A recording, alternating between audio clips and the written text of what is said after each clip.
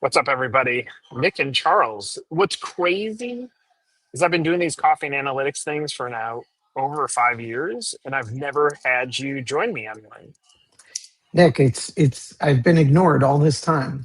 And now you're here. But we have a very specific topic and a reason. Um, so, Charles, because you get jazzed up about this, frame what we did at FranCamp this year at the survey level. Then I'll take us through what some of these results were. As FranCam keeps growing, I think the key to growth is really getting behind the data and the analytics. So what was great about the last FranCamp event, we presented the brands and surveyed brands in 5 key questions. And the focus was on their 2026 franchise growth, what they were going to be focused on, what strategies they were going to deploy. And then we took all the data and we ran analytics through it as we go through the FranCamp framework. So it was pretty remarkable, some of the results we were seeing. Well, what I loved, and this is not meant to be a dig on other surveys, but when surveys are done, like most people have time to think through what their answer is. It's not a bad thing. What we did is we did a live survey where we forced the audience to answer as quick as humanly possible. And so they had to take post-it notes and put it up on the wall. So the 5 questions that we asked were: 1, what is the number one thing missing from explosive franchise growth? And what we're trying to do, again, in a speed exercise, is for them to say, we're missing unit level economics, we're missing budget for whatever, we're missing validation from franchisees. Like, we wanted to extract some of those. Question number 2 is: what is the number one thing that you can do that costs nothing to drive growth? Really trying to get them to think about the 4 walls. What happens within your 4 walls, and how can you drive fans of the brand back into the business?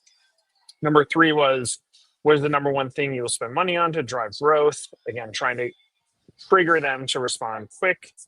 What's the value of one franchisee to your system? Thinking about what is the royalty impact, not the franchise fee impact. And then what's your primary goal for 2026, so that we can start looking at some of these breakdowns. So let's go through question number 1. I'm just going to read through some of the things we saw. And then Charles, if you want to give some feedback, that'd be great.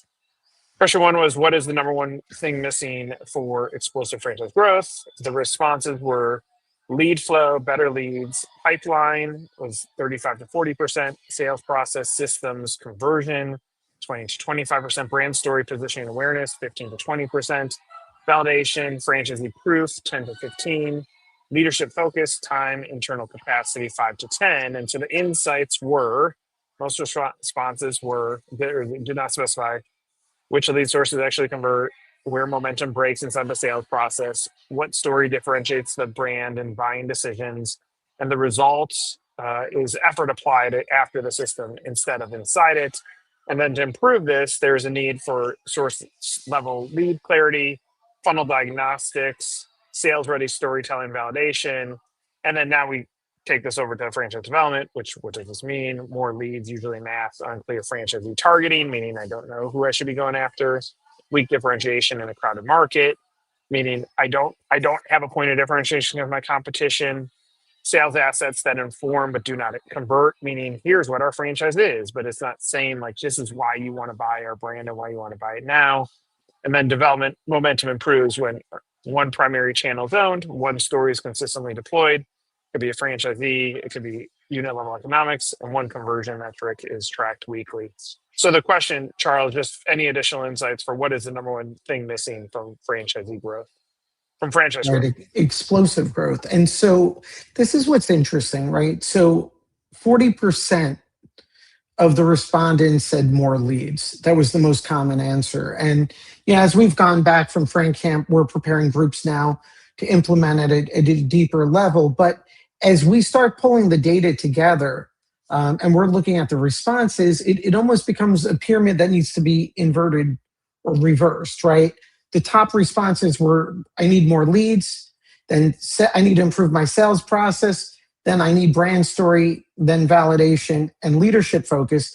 And like we were speaking, the power of reversing that pyramid where 40% are focused on lead flow and pipeline, but only 5% respond on leadership focus. And the point being, let's put leadership focus at the top, validation second, brand story third, sales process fourth, lead flow fifth.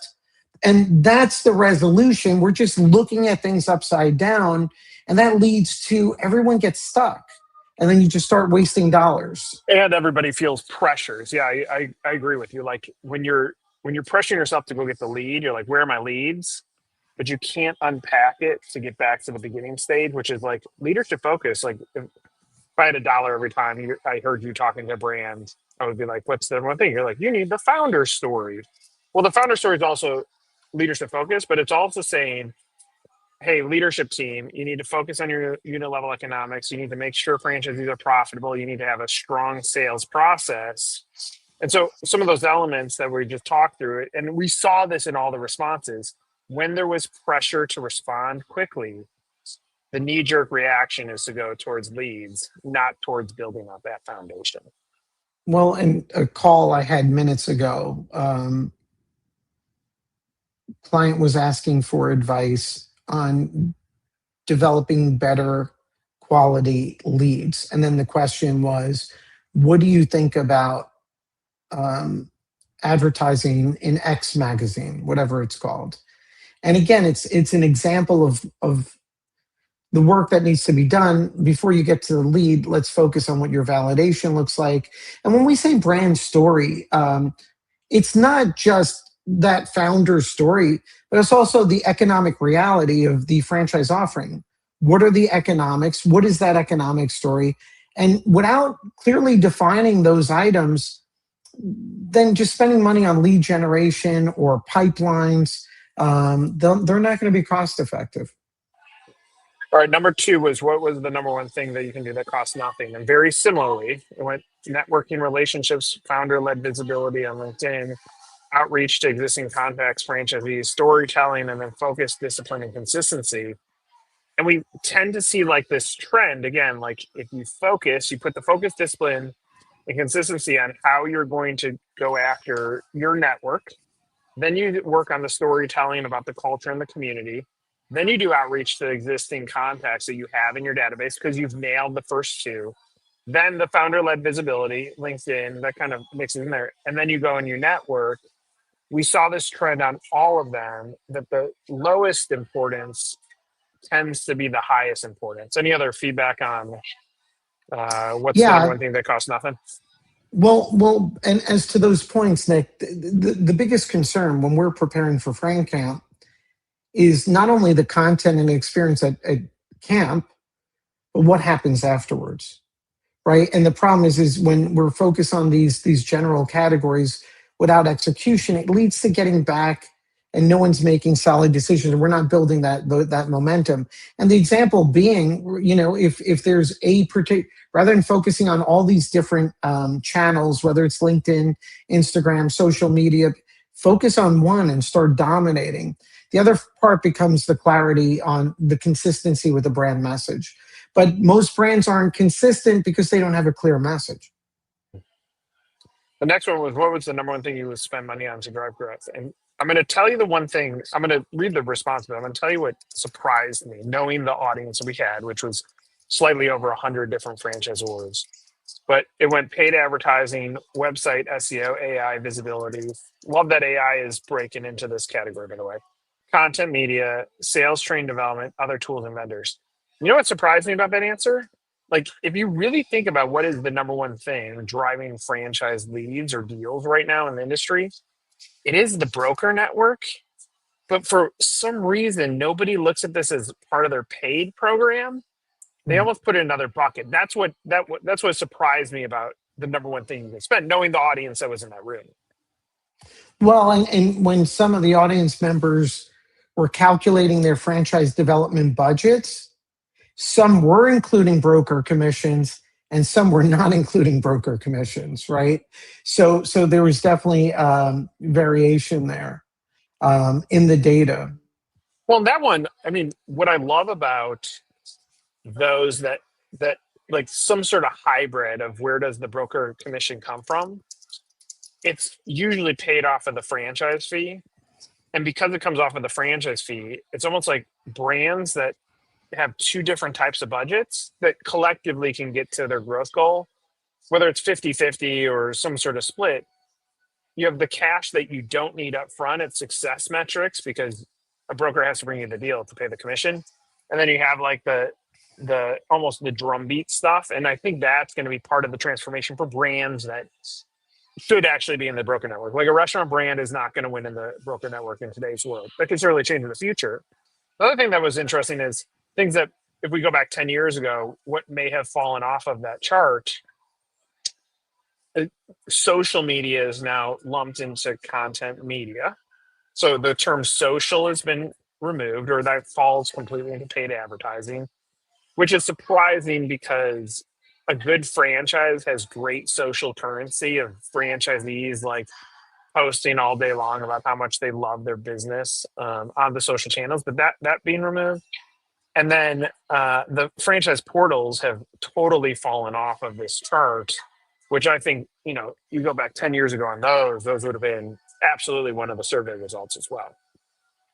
I mean, I think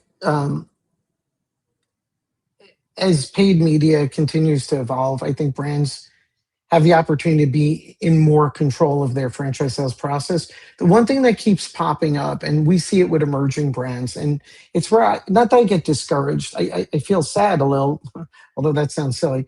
I see brands that aren't gaining traction keep spending or deploying different tactics, whether it's paid ads, they don't work, then they don't work. Joining broker groups, they're not getting movement there. And then when they're evaluating why things are working, it's not because the broker group doesn't work or the paid ads don't.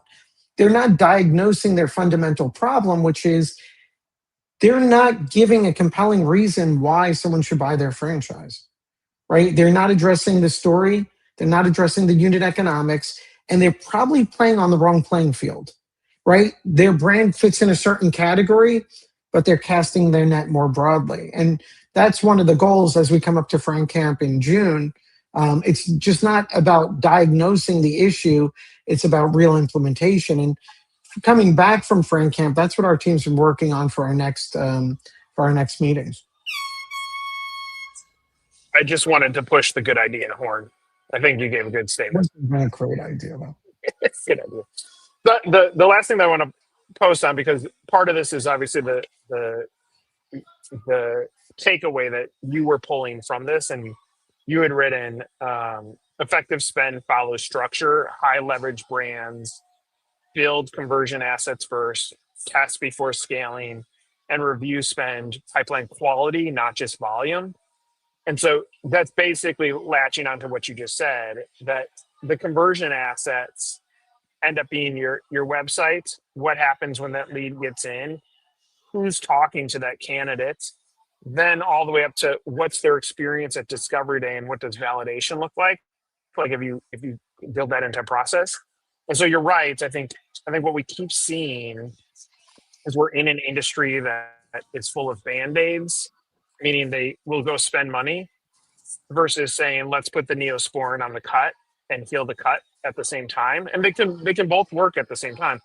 But the larger challenge, though, ends up being if there's pressures from a board or pressures from a CEO to sell, then it's hard to say, let's take like 2 to 3 months, take a step backwards, get our spend down to a steady drip so it's not non-existent, rebuild our foundation, really know our position and go. And so like I had two franchise assessments in the last week that those are both those scenarios, both franchise brands.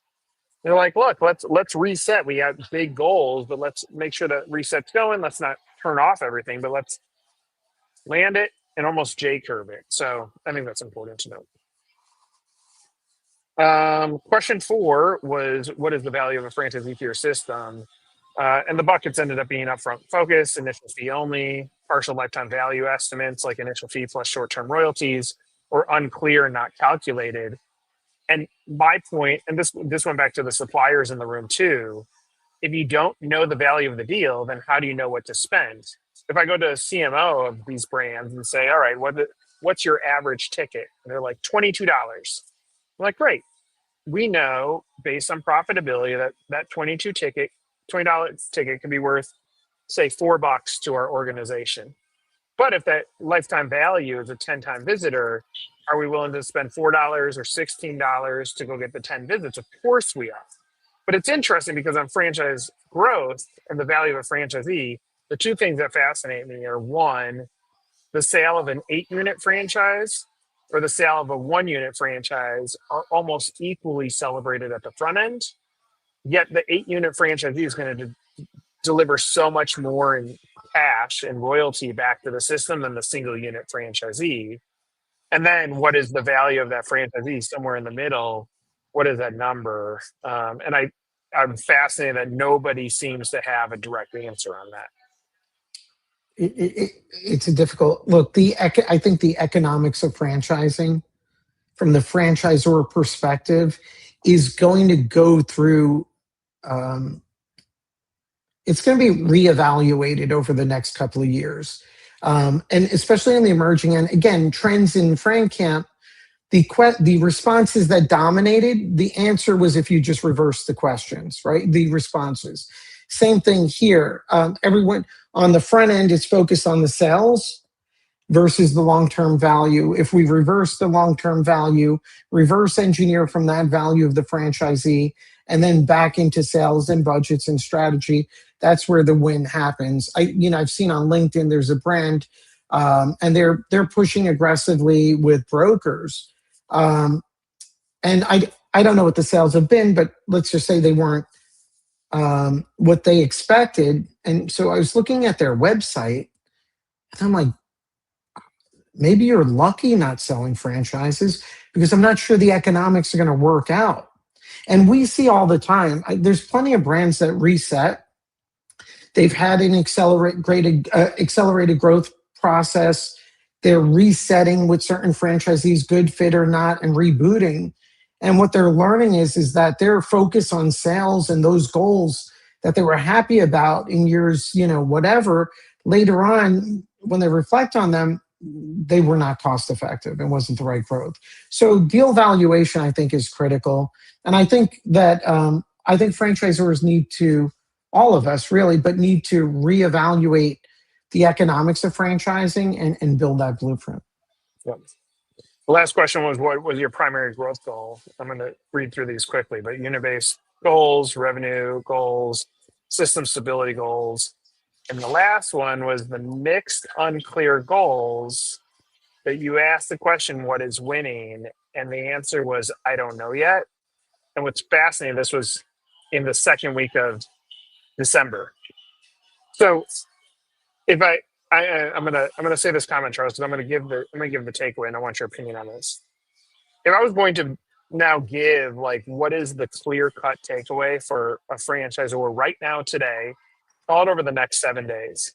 Anybody that's listening to this, one, what's your goal for the year? Make sure you really understand it and lay it out. Because if let's say your goal is 12 units, that doesn't mean a unit a month, because you're going to need time to reset your plans. So it's almost like in the first quarter, let's turn it into chunks. First quarter, we need 2 deals. Second quarter, we need 3.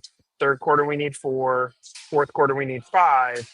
And so you can start building that up. So one is set your goal. 2 is, what's the value of a franchisee? The last answer in our chart was 10-year value of $300,000 to $600,000. That's probably a good number to start at. But let's just say you took half of that a franchisee is worth 150, then it would give you the sense that you're going to budget $50,000 per deal. Question 3, what's the number one thing to spend money on?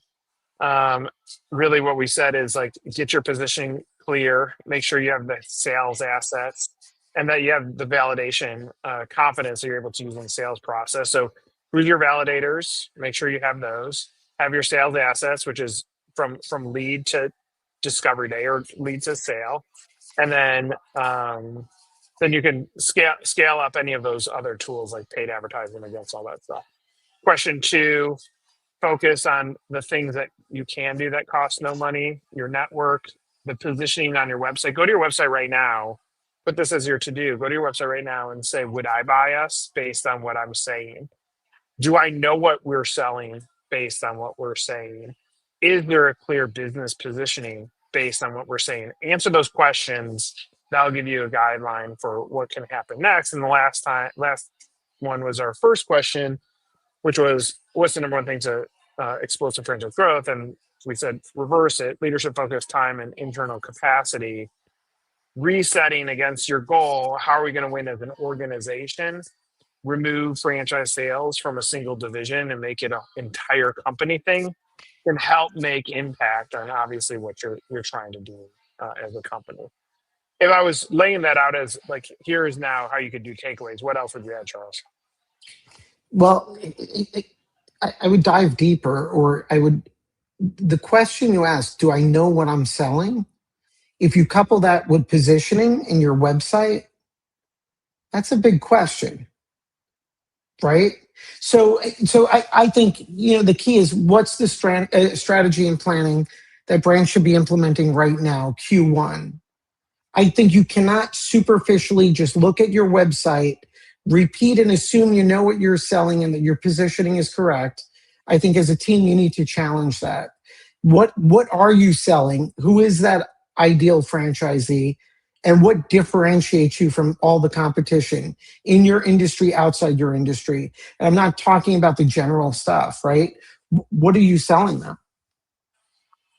I mean, this is going to be me lifting us up. But imagine going to a conference, any other conference, where the discussions that happen at that conference end up building the agenda of the next one. And so that's what's cool about this. Like we had this session. We had some really spectacular like sales and founder story sessions.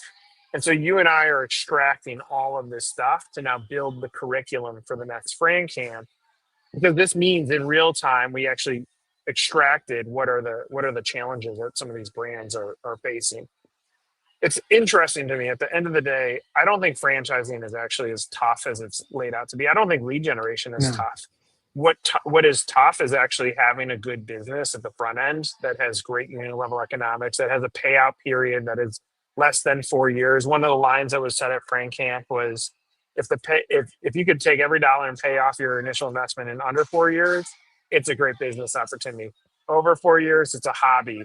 And that stuck with me. And it doesn't mean a hobby business is necessarily bad. But if you're questioning, like, why are my leads and why am I not having explosive growth?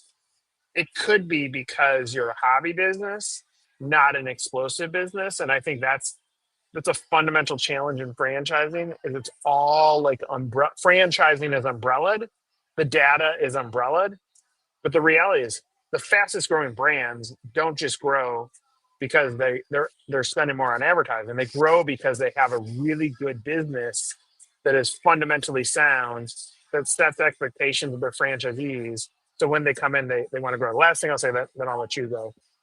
We got the client this week. Very impressed by it. Going into it, I was impressed by it, and really, truth be told, anytime someone says we want to work with one of our companies, I'm like, ooh, they could be the greatest person in the entire world. Like that's I'm an optimist first. This one I was excited about. I went and got there. We did a site tour right when we got there, and I was like, this is better than I thought.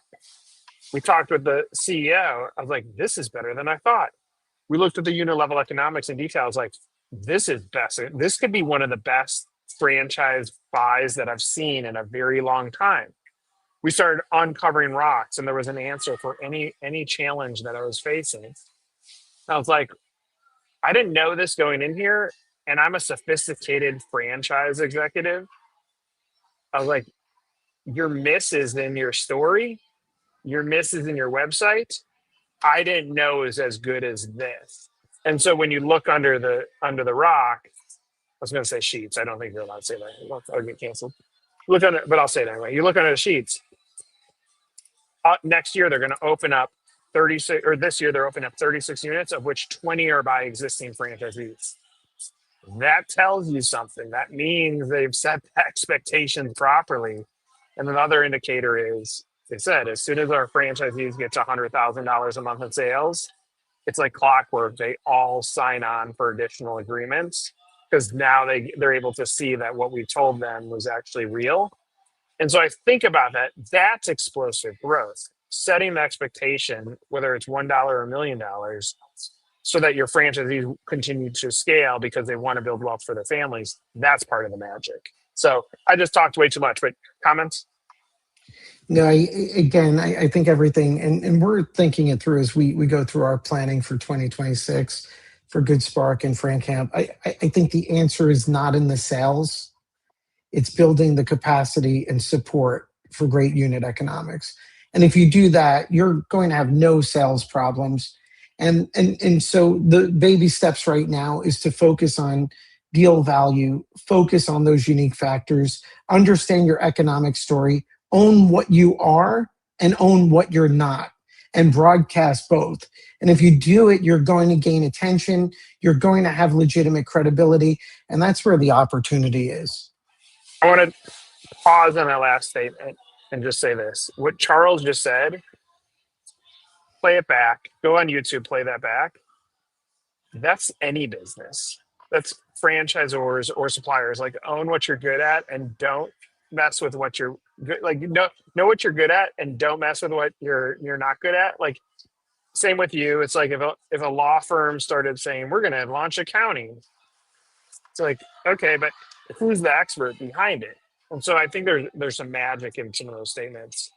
Well, Charles, I'm grateful you joined me on This Coffee has and to be like Analytics. the best coffee and analytics. It No. absolutely was. And look, to be fair, Simon, see, I'll show his. Oh, Simon hasn't. Simon. All right. I love Simon. Simon hasn't watched one of my podcasts solo, so the only way I was able to get Simon to watch. And then Mike showed up to this Mike one. is. Like, only reason these guys show up is because of you. So I feel like I got to say thank you in honor of National Steve Jobs Day, because you and I both dress like Steve Jobs. That's right. This is another episode of Coffee and Analytics. Make sure you go to 1851francamp.com. Sign up. Next one's in June in Jersey. For Charles, I'm Nick. This is another episode of Coffee and Analytics.